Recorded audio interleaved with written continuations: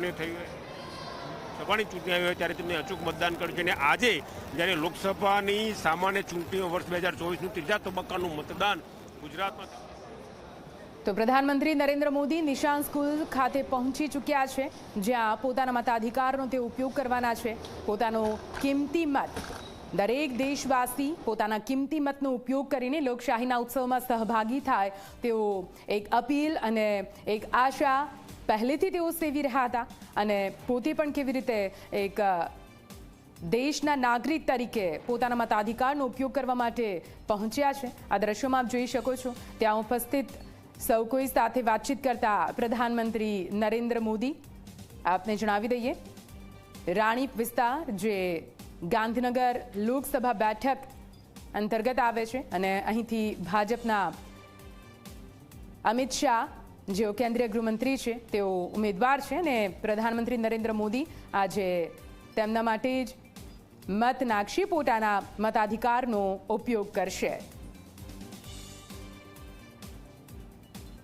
તો મતાધિકારના ઉપયોગ પહેલા જે થોડી પ્રક્રિયામાંથી પસાર થવાનું હોય છે, તે પ્રક્રિયામાંથી પસાર થતા પ્રધાનમંત્રી નરેન્દ્ર મોદી અને તેમની આંગળી પર એ ટીકો પણ લગાવવામાં આવશે. પ્રધાનમંત્રી નરેન્દ્ર મોદી જેઓ નિશાન સ્કૂલ ખાતે પહોંચી ચૂક્યા છે. પીએમ મોદી મતદાન કરવા માટે પહોંચ્યા છે રાણીપ નિશાન સ્કૂલથી. આ સીધા દ્રશ્યો આપ જોઈ રહ્યા છો, અને આ દ્રશ્યો માત્ર ગુજરાત નહીં પૂરા દેશ માટે ખૂબ જ મહત્વપૂર્ણ બની જાય છે. અને આ સાથે પ્રધાનમંત્રી નરેન્દ્ર મોદીએ પોતાના મતાધિકારનો ઉપયોગ કર્યો છે.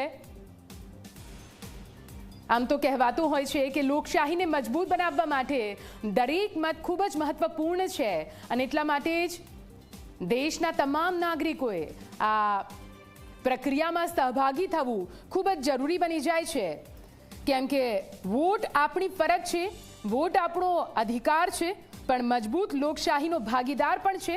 અને એટલા માટે જ જ્યારે પણ ઇલેક્શન, ચૂંટણી, જેને આપણે લોકશાહીનો ઉત્સવ કહેતા હોઈએ છીએ, અને એમાં પણ જ્યારે દુનિયાની સૌથી મોટી લોકશાહીમાં ચૂંટણી અને મતદાનનો આ ઉત્સવ મનાવવામાં આવી રહ્યો હોય, ત્યારે કેવી રીતે કોઈ મત બેકાર જઈ શકે. પ્રધાનમંત્રી નરેન્દ્ર મોદી જેમણે પોતાના મતાધિકારનો ઉપયોગ કરી લીધો છે, કેન્દ્રીય ગૃહમંત્રી માટે તેમણે પોતાના મતનો ઉપયોગ કર્યો છે, અને તે બાદ તેઓ હવે નિશાન સ્કૂલ ખાતેથી બહાર નીકળ્યા છે. પણ એ તસવીરો ખૂબ જ ખાસ થઈ જાય છે પૂરા દેશ માટે.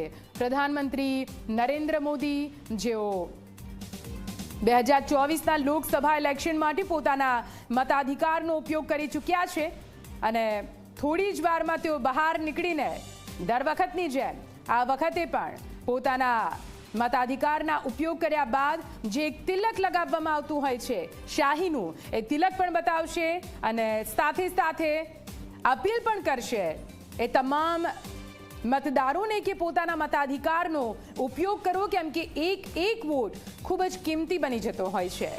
પ્રધાનમંત્રી નરેન્દ્ર મોદી પોતાના મતાધિકારનો ઉપયોગ કરીને બહાર નીકળી ચૂક્યા છે, અને તેમની રાહ જોતા એ તમામ લોકો કઈ રીતે સેલ્ફી લેવા માટે પડાપડી કરી રહ્યા છે. તેના ઉપરથી આપણે અંદાજો લગાવી શકીએ છીએ કે પ્રધાનમંત્રી નરેન્દ્ર મોદી કેટલા લોકલાડીલા ગુજરાતીઓ માટે. અમદાવાદના રાણીપની નિશાન સ્કૂલથી સીધા લાઈવ દ્રશ્યો આપ જોઈ રહ્યા છો, અને આ દ્રશ્યો જુઓ, આ દ્રશ્યો ખૂબ જ મહત્વપૂર્ણ થઈ જાય છે પૂરા દેશ માટે. ઐતિહાસિક આ દ્રશ્યો જ્યારે પ્રધાનમંત્રી નરેન્દ્ર મોદી પોતાના મતાધિકારનો ઉપયોગ કર્યા બાદ પોતાની આંગળી પર લાગેલું એ તિલક બતાવીને ગર્વ સાથે કહી રહ્યા છે કે લોકશાહીના ઉત્સવમાં હું સહભાગી થયો છું, તમે પણ સહભાગી થાઓ. આ પહેલા પણ જ્યારે પ્રધાનમંત્રી નરેન્દ્ર મોદી મત કરવા માટે પહોંચ્યા છે, ત્યારે પણ આ જ રીતે આ જ ઉત્સાહ તેમનો લોકશાહીની ચૂંટણીને લઈને દેખાયો છે. અને આજે પણ તમે જોઈ શકો છો જ્યાં પ્રધાનમંત્રી નરેન્દ્ર મોદી પોતાના મતાધિકારનો ઉપયોગ કરીને હવે એ તિલક તમામ દેશને બતાવી રહ્યા છે કે ગર્વથી હું લોકશાહીના ઉત્સવમાં સહભાગી થયો છું.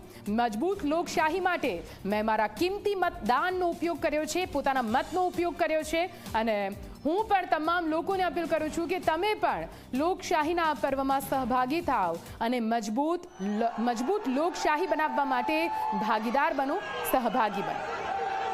તો બે દ્રશ્યો ટીવી સ્ક્રીન પર આપ જોઈ રહ્યા છો। એક તરફ પ્રધાનમંત્રી નરેન્દ્ર મોદી, તેમણે પોતાના મતાધિકારનો ઉપયોગ કર્યો।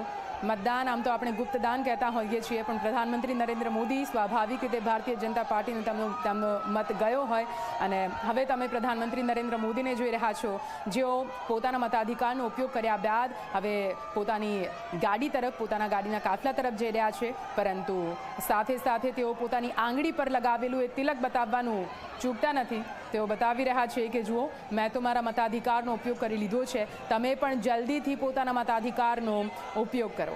સવારનો સમય છે, પણ ગરમીની શરૂઆત અને સાથે સાથે રાજકીય ગરમી તો કેટલાય દિવસોથી ચરમસીમા પર ગુજરાતની ભૂમિ પર પહોંચી જ